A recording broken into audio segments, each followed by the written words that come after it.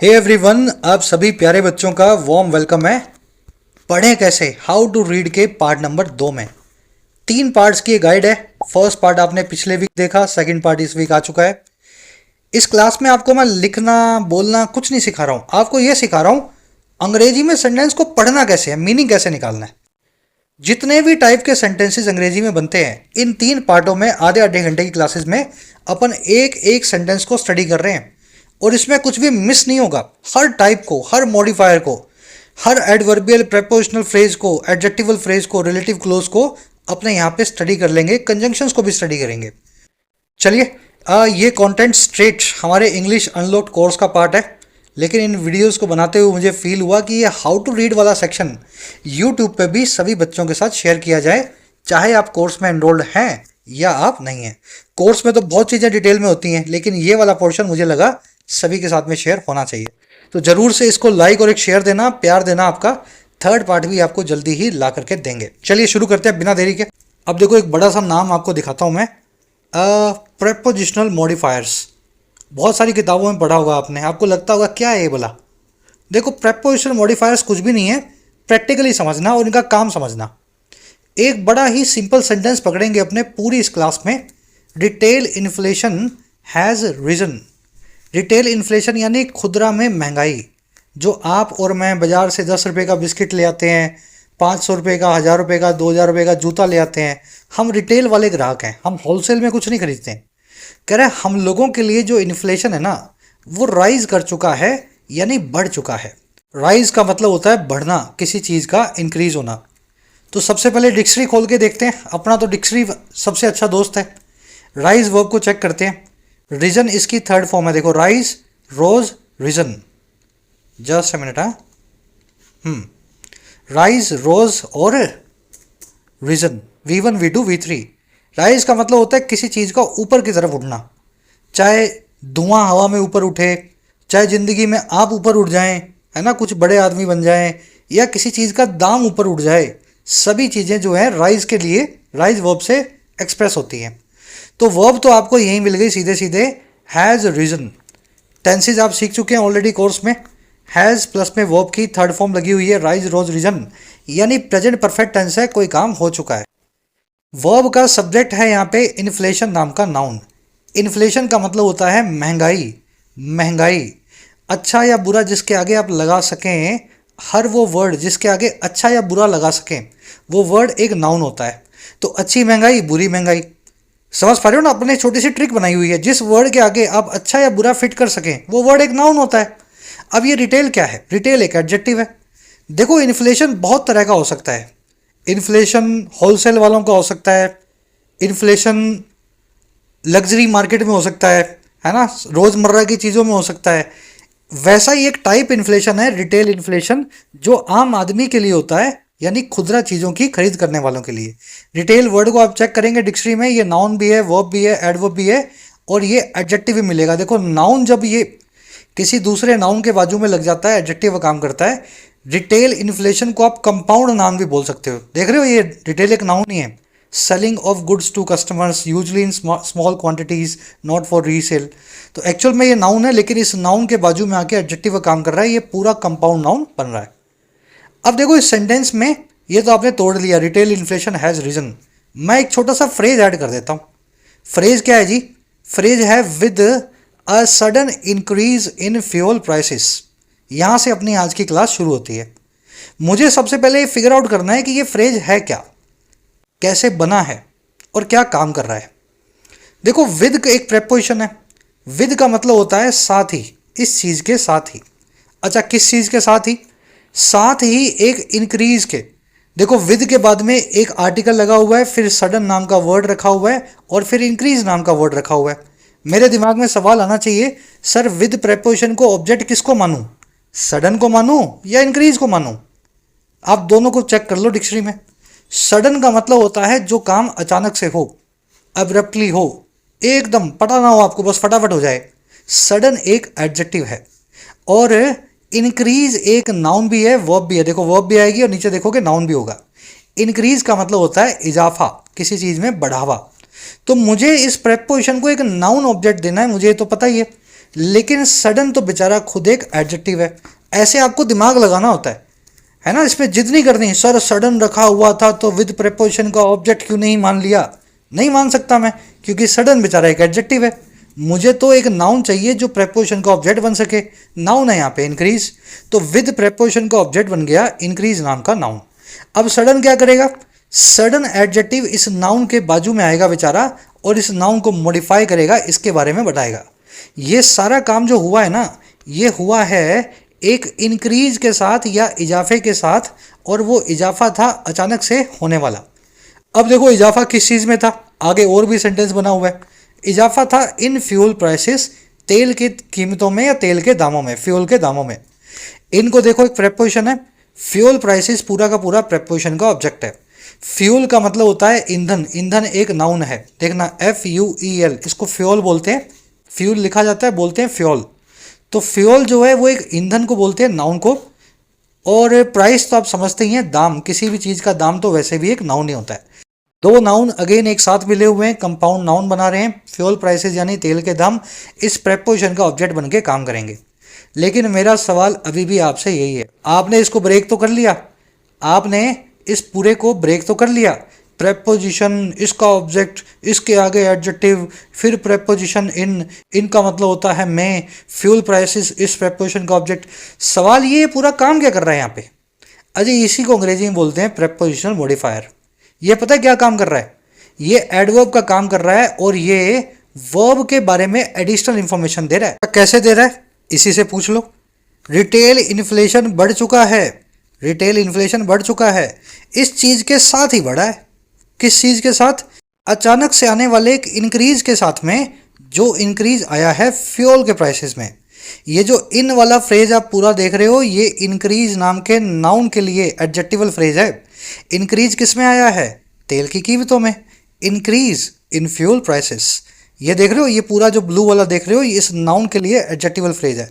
और इस पूरे की बात करें, इस पूरे ब्लैक बॉक्स की बात करें, ये एक पूरा प्रेपोजिशनल फ्रेज है, प्रेपोजिशनों से बना हुआ है, लेकिन वर्ब के बारे में बता रहा है कि ये इन्फ्लेशन कैसे बढ़ा, इस चीज़ के साथ ही बढ़ा। जैसे बारिश आने के साथ ही सभी गाड़ियाँ रुकने लगी। सुना होगा ना आपने ऐसे, बारिश आई और बारिश आने के साथ ही सड़क पर सभी जो लोग थे वो पेड़ के नीचे आकर के रुकने लगे। क्यों रुकने लगे? बारिश आने के साथ ही रुकने लगे। तो ऐसे ये जो है ना, साथ ही वाली बात करता है विद नाम का प्रेपोजिशन। अब आपके दिमाग में सवाल आना चाहिए, क्या सर ये प्रेपोजिशन मॉडिफायर्स ऐसे ही होते हैं क्या, जो साथ ही की बात करें, सिर्फ विद प्रेपोजिशन से ही बनते हों और वर्ब के बारे में कुछ बता दें? देखो ये ना तो केवल इस टाइप के होते हैं और ना केवल विद प्रेपोजिशन से बनते हैं। ये तीन टाइप के होते हैं। पहले मैं आपको तीनों टाइप दिखा देता हूँ। तीन ही टाइप है अंग्रेजी में, तीनों एक साथ देख लो। ये था जी पहला टाइप, जिसमें विद प्रेपोजिशन या कोई भी प्रेपोजिशन लगी होगी, साथ में एक नाउन लगा होगा और साथ में कुछ भी आपको नहीं मिलेगा, उस नाउन के लिए एडजेक्टिवल फ्रेज मिलेगा। सेकंड टाइप दिखाऊं आपको? देखिए यूट्यूब पे तो अपनी क्लासेस आ ही रही हैं। इन क्लासेस के साथ साथ अगर स्ट्रक्चर्ड वे में आप अपने एग्जाम की प्रिपरेशन करना चाहो तो मेरी गाइडेंस में आप कर सकते हैं। ऐप के ऊपर YT your English tutor app, आपकी अपनी ऐप, कमेंट सेक्शन में इसका लिंक दिया गया है। English unlocked course full fledged चल रहा है। 10 दिन पहले कोर्स लॉन्च हुआ है। 2025 और 26 का हर एग्जाम का इंग्लिश का पोर्शन इस कोर्स में कवर्ड है। बिल्कुल बेसिक ग्रामर से चलेंगे और आगे बढ़ते हुए रीडिंग तक, कॉम्प्रीहेंशन तक, वोकैब तक, और एग्जाम के रेलिवेंट जितने भी क्वेश्चंस होते हैं 125-150 घंटे के इस कोर्स के अंदर सब चीज़ें कवर्ड हो जाएंगी। फायदा ले सकते हैं इस कोर्स का। कोर्स अभी लॉन्च हुआ है। यूज़ करें कूपन अनलॉक्ड को, ताकि आपको कम फी के अंदर कोर्स मिल सके। इसी के साथ में ऐप पे आपको मिलेगा हमारा सुपर हिट राइटिंग का कोर्स। इस कोर्स में आपको लिखना सिखाया जाता है 50 घंटे में। सिर्फ काम की बात होती है 50 से 60 घंटे के अंदर किसी भी एग्जाम का राइटिंग का पोर्शन, डिस्क्रिप्टिव का पोर्शन आप यहाँ पे कवर कर सकते हैं। इस कोर्स के साथ साथ आपको मिशन UPSC कोर्स मिलेगा। सिविल सेवाओं के लिए अगर आप माइग्रेशन करना चाहें हिंदी से इंग्लिश में, ऐसे राइटिंग के लिए, प्रेसी के लिए, CSET के लिए, तो इस कोर्स की मदद से आप खुद को माइग्रेट कर सकते हैं टू इंग्लिश लैंग्वेज। कोई भी क्वेरी हो ऐप से रिलेटेड, ये नंबर है व्हाट्सएप का, इस नंबर पे आप टीम से बात कर सकते हैं। ऐप का लिंक कमेंट सेक्शन में गिवन है। ये देखो, ये आपका सेकंड टाइप। सेंटेंस वही है, रिटेल इन्फ्लेशन बढ़ चुका है with fuel prices driving input cost. Fuel prices के ड्राइव करने के साथ ही, आगे बढ़ाने के साथ ही, इनपुट कॉस्ट को या कच्चे माल की कीमतों को इनपुट कॉस्ट क्या होती है पहले ये समझ लो ताकि सेंटेंस का मीनिंग निकाल पाओ। आपने सब्जी बनाई मान लो शाही पनीर की, तो उसमें पनीर भी पड़ा, उसमें थोड़ा सा ऑयल भी लगा होगा, वेजिटेबल्स भी होंगी उसमें, शायद ड्राई फ्रूट भी डाला हो, फिर उसमें गैस भी लगी होगी जलाने के लिए उसको, है ना, सब्जी को पकाने के लिए, फिर उसमें लेबर भी लगी होगी, आपने मेहनत की, अगर कहीं बाहर करते तो आप 4 पैसे कमाते। ये सारी जो है ना इनपुट कॉस्ट है उस शाही पनीर की सब्जी के अंदर। जब इनपुट कॉस्ट बढ़ जाए तो शाही पनीर की सब्जी का दाम बढ़ जाता है। तेल की कीमत, पनीर की कीमत बढ़े तो अपने आप सब्जी की कीमत बढ़ जाएगी, बनी हुई सब्जी की। तो कह रहे रिटेल इन्फ्लेशन तो बढ़ चुका है, लेकिन वो बढ़ा कैसे है? फ्यूल के दामों के ड्राइव करने के साथ ही इनपुट कॉस्ट को।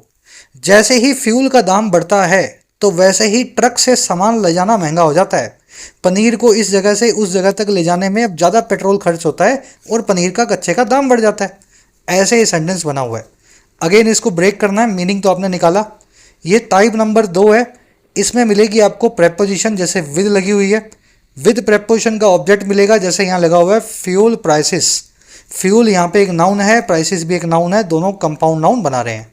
कौन से प्राइसेस? Fuel prices. अब देखो आगे क्या है, आगे भाई साहब लगी हुई है वर्ब के आईएनजी फॉर्म।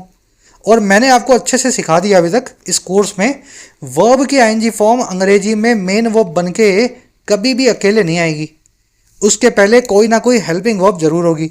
यहाँ पे दिख रही है क्या आपको हेल्पिंग वर्ब? नहीं दिख रही हेल्पिंग वर्ब, तो मतलब ये वर्ब की आईएनजी फॉर्म वर्ब है ही नहीं, ये वर्ब के मुखौटे में कुछ और है। या तो ये एक जीरंड है जो नाउन का काम करता है, या ये एक पार्टिसिपल है, प्रेजेंट पार्टिसिपल, जो एडजेक्टिव का काम करता है। जीरंड अगर ये नाउन का काम करे तो बड़ी अजीब सी कहानी हो जाएगी। ये पहले ऑलरेडी विद प्रेपोजिशन का ऑब्जेक्ट तो मिल चुका है आपको, इस नाउन का क्या करोगे, किसका ऑब्जेक्ट बनाओगे? और मान लीजिए इसको एक नया नाउन और एक नई वर्ब देनी है तो वर्ब भी आगे दिख नहीं रही है। मतलब ये जीरंड भी नहीं है, वर्ब भी नहीं है, ये है पार्टिसिपल। एकदम लॉजिकली समझना है अपने को, ये वर्ब की आईएनजी फॉर्म पार्टिसिपल एडजेक्टिव है। कह रहा है जी वो फ्यूल के प्राइसेस जो ड्राइव करने वाले हैं या ड्राइव करते हुए हैं, और ड्राइव किस चीज को कर रहे हैं भाई? इस पार्टिसिपल एडजेक्टिव ने अपना ऑब्जेक्ट लिया हुआ है वर्ब का, जो वर्ड का रिप्लाई कर रहा है इनपुट की कॉस्ट। इनपुट कॉस्ट भी पूरा का पूरा एक नाउन है, कंपाउंड नाउन का काम कर रहा है, और प्राइसेस के लिए ये पूरा का पूरा पार्टिसिपल फ्रेज है। तो ये होता है जी second type of prepositional modifier. इसमें क्या होगा, इसमें एक प्रेपोजिशन लगी होगी, जैसे विद लगी हुई है, और भी आती है, मैं दिखाऊंगा आपको। उसका एक ऑब्जेक्ट होगा, लेकिन मामला वहाँ ख़त्म नहीं होगा। उस ऑब्जेक्ट ने वर्ब की आईएनजी फॉर्म से बनने वाला, यानी कि एक प्रेजेंट पार्टिसिपल एडजेक्टिव ले रखा होगा। वो फ्यूल के प्राइसेस जो ड्राइव करने वाले हैं इनपुट की कॉस्ट को, या ड्राइव करते हैं, आगे बढ़ाते हैं कच्चे माल की कीमतों को। तो ये है second type of prepositional modifier. अब थर्ड और लास्ट टाइप दिखा देता हूं मैं आपको। तीनों टाइप के प्रेपोजिशनल मॉडिफायर आप रोज मेरे साथ द हिंदू में देखते हो। थर्ड टाइप है जी, इसमें देखो सेंटेंस वही है, retail inflation has risen with rural demand weakened due to crop failure. Retail के इन्फ्लेशन के प्राइस तो बढ़ चुके हैं, इन्फ्लेशन बढ़ चुका है, लेकिन ये काम हुआ है सारा रूरल डिमांड के। देखो रूरल डिमांड मतलब गांव के लोगों में जो मांग होती है चीज़ों को लेकर के। शहर के लोग भी कुछ खरीदते हैं, वो एसी खरीदेंगे। गांव के लोग क्या खरीदेंगे? कूलर खरीदेंगे, पंखा खरीदेंगे। ज़्यादा पंखे कूलर आपको आजकल गांवों में मिलेंगे, ज़्यादा एसी आपको शहरों में मिलेंगे। तो एसी जो है अर्बन डिमांड का पार्ट है, पंखा कूलर रूरल डिमांड का पार्ट है। तो कह रहे जी ये सारा काम हुआ है रूरल डिमांड के कमज़ोर हो जाने के साथ ही।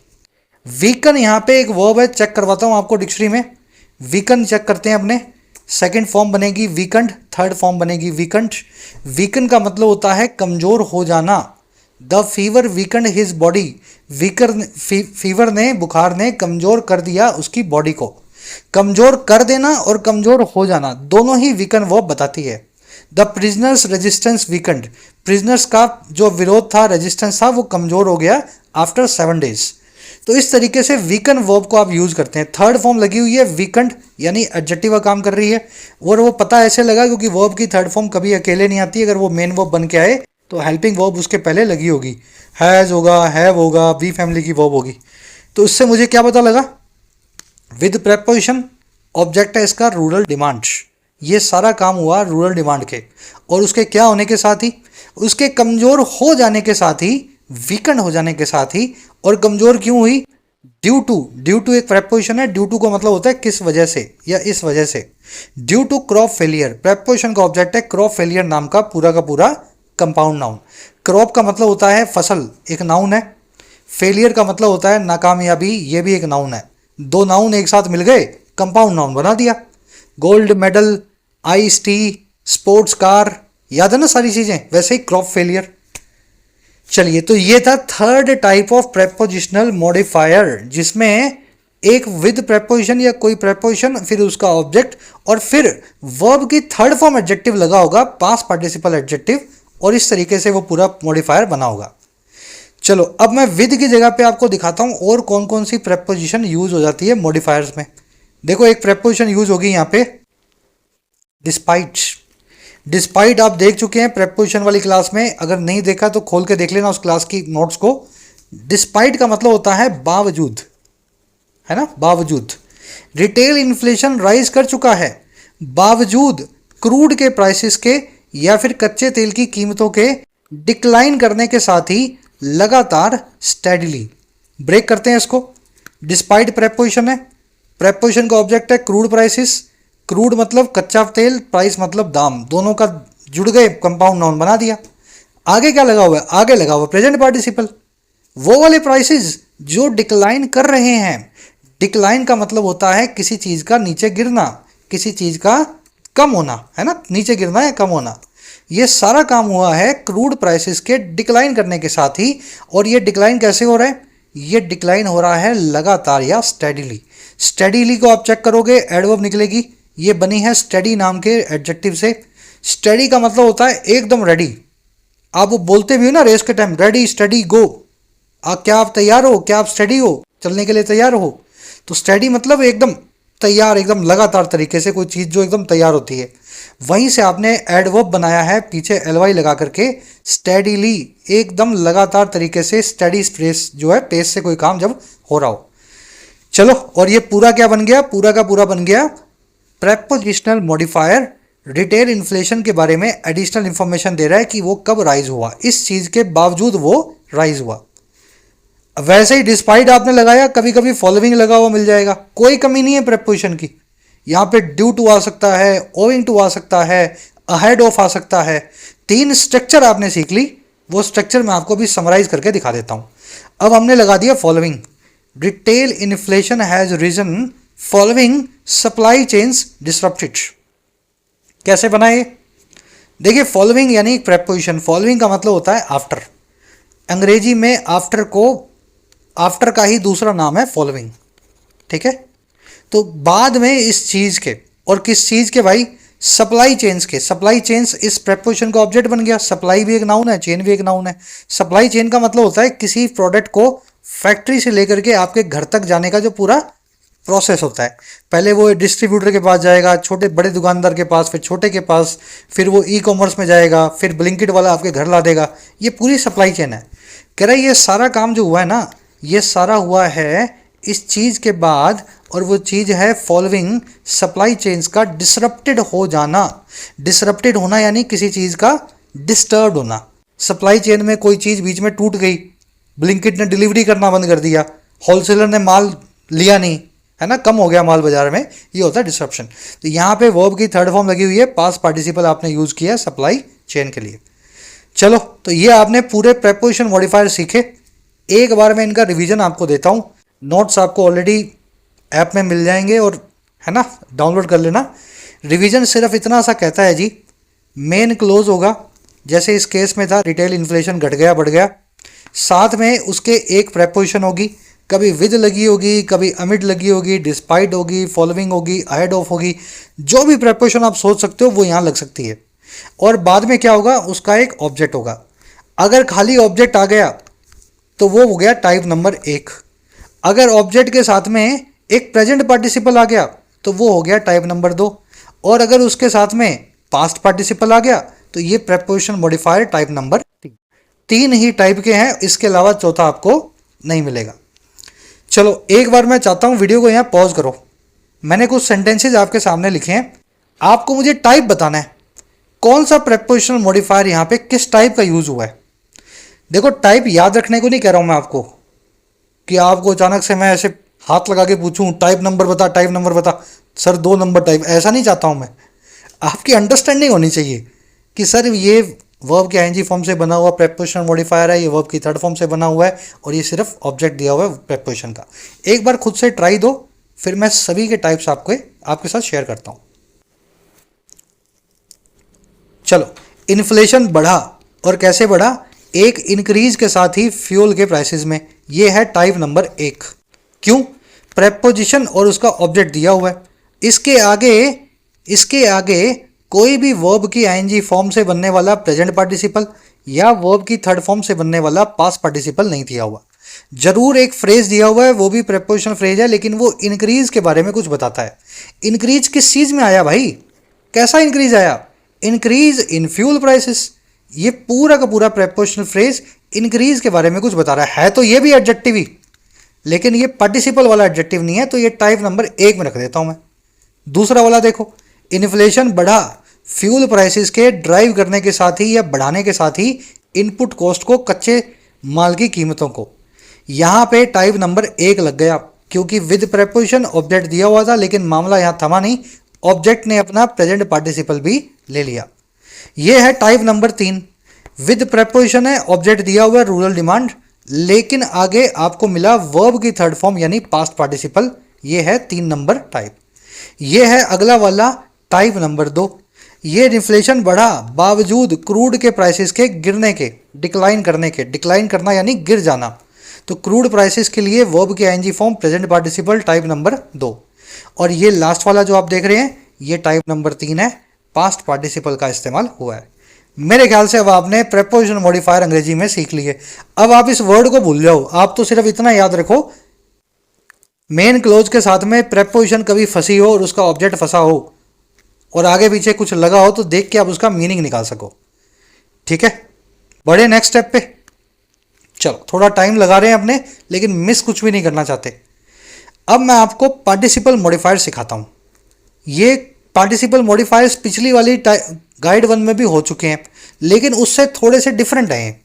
डिफरेंट कैसे हैं यही आप देख लोगे, उस वाले को भी दिखाऊंगा और इस वाले को भी ऐड करूंगा। पहले सेंटेंस को ब्रेक करना है, आराम से एक बार दिमाग में इसको ब्रेक करो। Retail inflation for urban households has risen. खुदरा इन्फ्लेशन जो है शहरी हाउस होल्ड्स के लिए, देखिए अर्बन का मतलब होता है शहरी, रूरल का मतलब होता है ग्रामीण। पता है ना आपको? ये नहीं पता तो याद कर लो, ये वर्ड्स एक दूसरे के उल्टे हैं। शहर से रिलेटेड यानी अर्बन, गांव से रिलेटेड यानी कि रूरल। हाउस होल्ड ये भी एक नाउन है। हाउस होल्ड का मतलब होता है घर, परिवार, मकान, जिसमें एक जो है पूरी फैमिली रहती है। दिखा देता हूं मैं आपको। हाउस होल्ड यानी पूरा का पूरा a social unit living together. तो कह रहा है रिटेल इन्फ्लेशन जो है ना, शहर में रहने वाले परिवारों के लिए हैज रीजन, बढ़ चुका है। वर्ब क्या है जी यहाँ पे? Has V3 present perfect tense में, हैज प्लस में V3। बढ़ा क्या है? बढ़ा यहाँ पे इन्फ्लेशन है, ना कि हाउस होल्ड्स। हाउस होल्ड नहीं बढ़े हैं, परिवार नहीं बढ़े हैं, इन्फ्लेशन बढ़ा है। इन्फ्लेशन कैसा है? इन्फ्लेशन रिटेल है, खुदरा इन्फ्लेशन है। ये पूरा का पूरा आगे क्या है? ये इन्फ्लेशन के बारे में बता रहा है। इन्फ्लेशन किन के लिए बढ़ा है?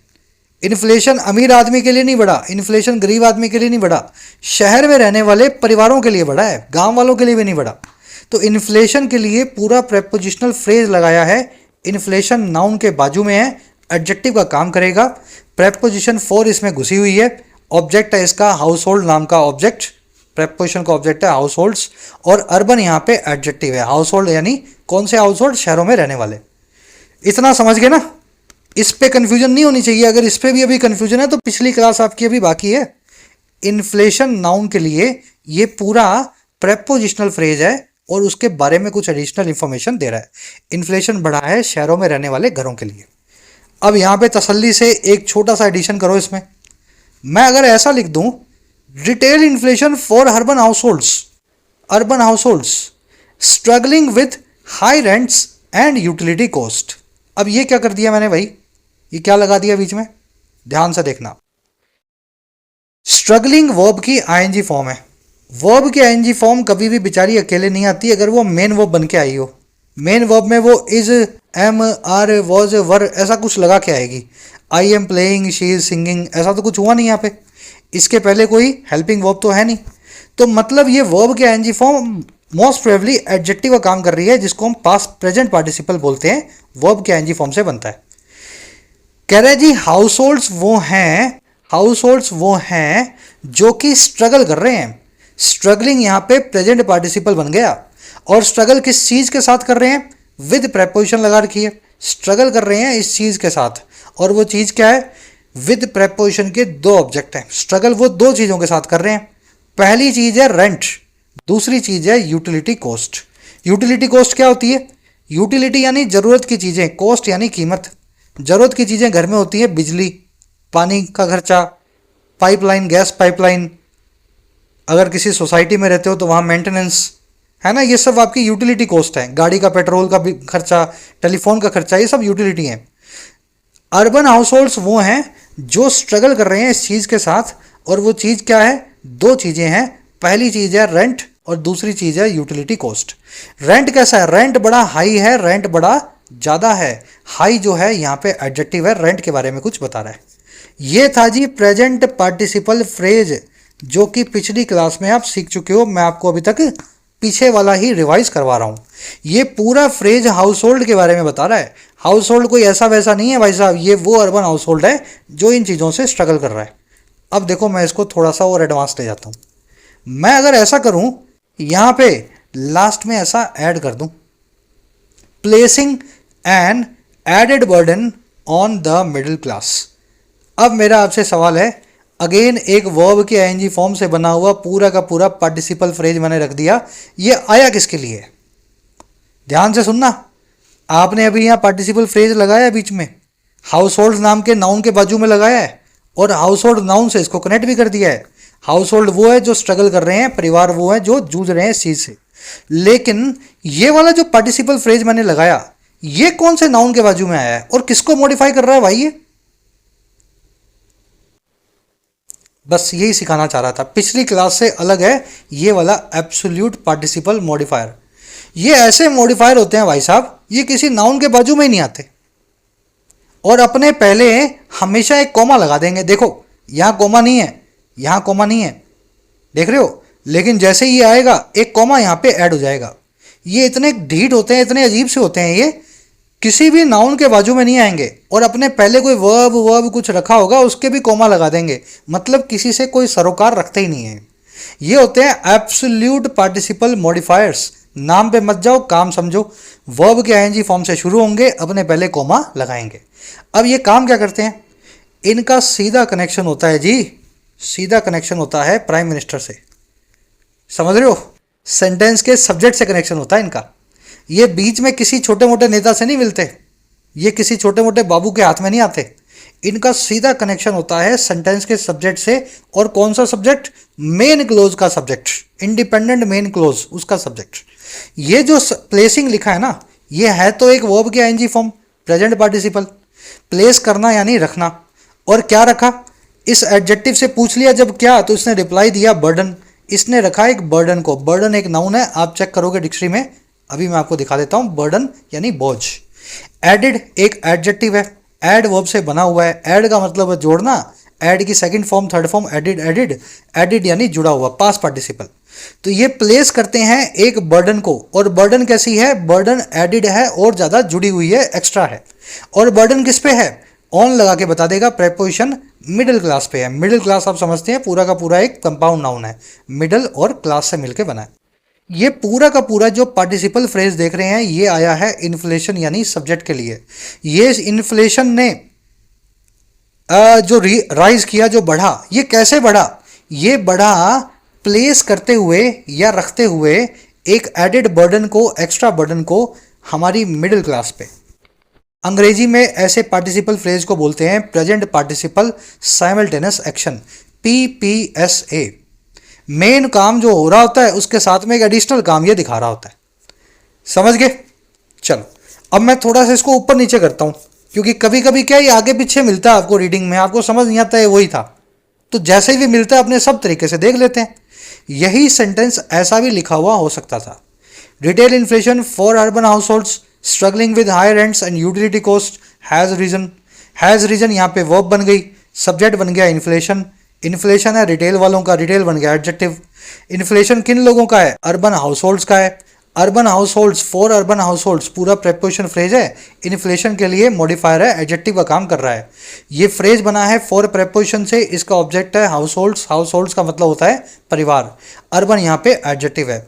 हाउस होल्ड्स कैसे हैं? हाउस होल्ड्स इस टाइप के हैं। ये पूरा का पूरा प्रेजेंट पार्टिसिपल एडजेक्टिवल फ्रेज है, परिवारों के बारे में बता रहा है। परिवार वो हैं जो स्ट्रगल कर रहे हैं, और किस चीज़ के साथ कर रहे हैं भाई? एक तो रेंट के साथ, एक यूटिलिटी कॉस्ट के साथ में। ये रेंट और यूटिलिटी कॉस्ट दोनों ऑब्जेक्ट इस प्रेपोजिशन के हैं, और दोनों जुड़े हुए हैं कंजंक्शन से। कंजंक्शन आपने शुरू में देखी थी, नाउन को नाउन से, वर्ब को वर्ब से, एडजेक्टिव को एडजेक्टिव से, क्लोज को क्लोज से मिलाती है। याद है ना फैन बॉयज?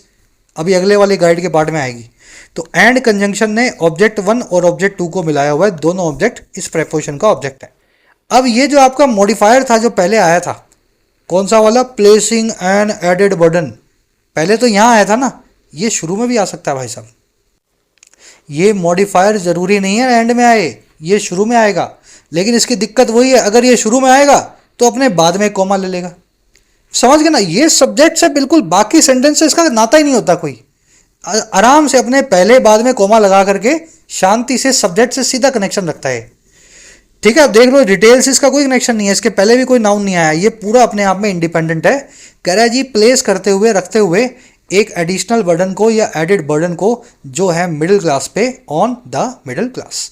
अगेन पीपीएस से modifier modifies the subject of the sentence. कोई कंफ्यूजन अभी नहीं ना? चलो, अब ये मॉडिफायर जो है ना, ये भाई साहब सिर्फ वर्ब के आईएनजी फॉर्म से नहीं बनते, ये वर्ब की थर्ड फॉर्म से भी बन जाते हैं। बस आपको ये लास्ट पार्ट सिखा देता हूँ, फिर इस क्लास को यहीं रैप अप करूँगा। थोड़ी हैवी क्लासेज है, इसलिए आधे घंटे या पौने घंटे से लंबी नहीं रख रहा हूँ, क्योंकि कॉन्सेप्ट पैक्ड है ये पूरी की पूरी। 2 बार देखनी पड़े तो देखना।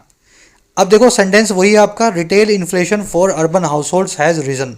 सब कुछ आपने फिगर आउट ऑलरेडी कर लिया है। इन्फ्लेशन सब्जेक्ट है, ये वर्ब है, ये वर्ब के ये सब्जेक्ट के लिए पूरा एडजेक्टिवल फ्रेज है, ये प्रेपोजिशन है, इसका ऑब्जेक्ट है।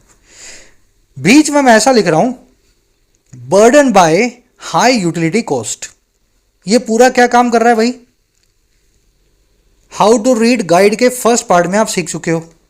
जब भी वर्ब की थर्ड फॉर्म अकेले आ जाए, ये वर्ब की थर्ड फॉर्म है ना, सेकंड फॉर्म तो हो नहीं सकती।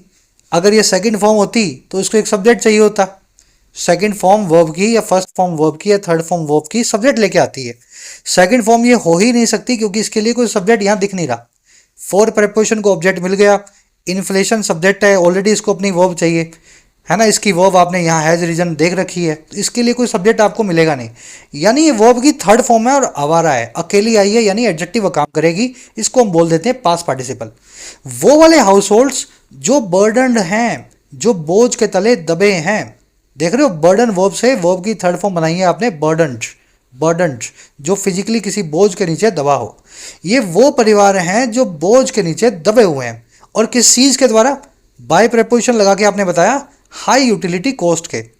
यूटिलिटी कॉस्ट इसका ऑब्जेक्ट हो गया, हाई यहाँ पे एडजेक्टिव हो गया, यूटिलिटी कॉस्ट जो कि बहुत हाई है। ये पूरा जो आपने पास्ट पार्टिसिपल फ्रेज देखा ना, मैं इससे अलग फ्रेज आपको और ऐड करके दिखाता हूं यहां पे रीजन के बाद। Driven largely by food and fuel prices. Again वही आपके पास दुविधा आ गई, वही डिलेमा आ गई। सर वर्ब की थर्ड फॉर्म है, एडजेक्टिव है, मुझे भी समझ में आ रहा है, लेकिन कोई नाउन इसके पास है नहीं बेचारे के पास। आगे आपने कोमा लगा दिया, किसको मॉडिफाई करवाऊं इससे? ये करेगा मॉडिफाई सब्जेक्ट को। एब्सोल्यूट पार्टिसिपल मॉडिफायर है जो कि पास्ट पार्टिसिपल से बनता है। पहले आपने वर्ब के आईएनजी फॉर्म से देखा, पहले पिछले वाले सेंटेंस में, यहाँ पे वर्ब की थर्ड फॉर्म से बना हुआ है। ये जो सारा काम हुआ, इन्फ्लेशन जो है जो राइज कर गया, ये राइज जो किया ना, ये ड्रिवन लार्जली है। ड्रिवन का मतलब होता है ये आगे बढ़ा हुआ है, इस इन्फ्लेशन को ड्राइव किया गया है, इसको आगे बढ़ाया गया है। और लार्जली एक एडवर्ब है, लार्जली यानी मोटे तौर पे। देखिए लार्ज मतलब बड़ा, और बड़ा एडजेक्टिव के आगे, बड़ा क्या, जिसके आगे आपको क्या लगाना पड़े वो एडजेक्टिव होता है।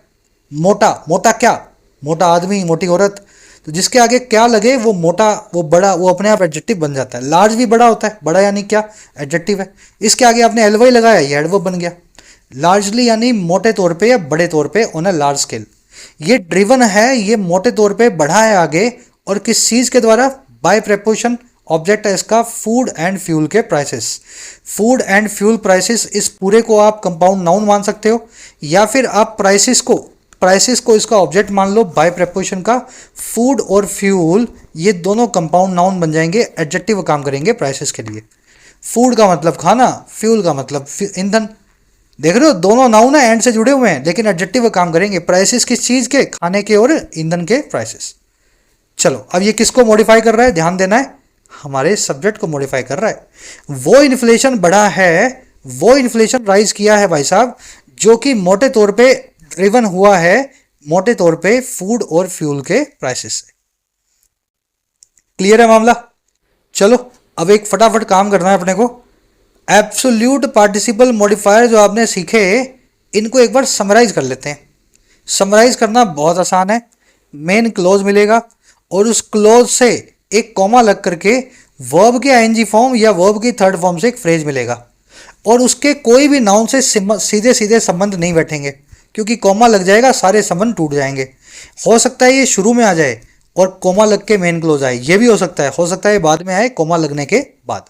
तो इनको देख के आपको समझ जाना है ये सब्जेक्ट को मॉडिफाई कर रहे हैं। चलो क्लास को ये रैपअप करें। ये नेक्स्ट पार्ट है, लास्ट पार्ट, कंपाउंड और कॉम्प्लेक्स सेंटेंसेस। इसमें क्या है, अपने वो 5 लाइनों वाले सेंटेंस पढ़ने सीखेंगे।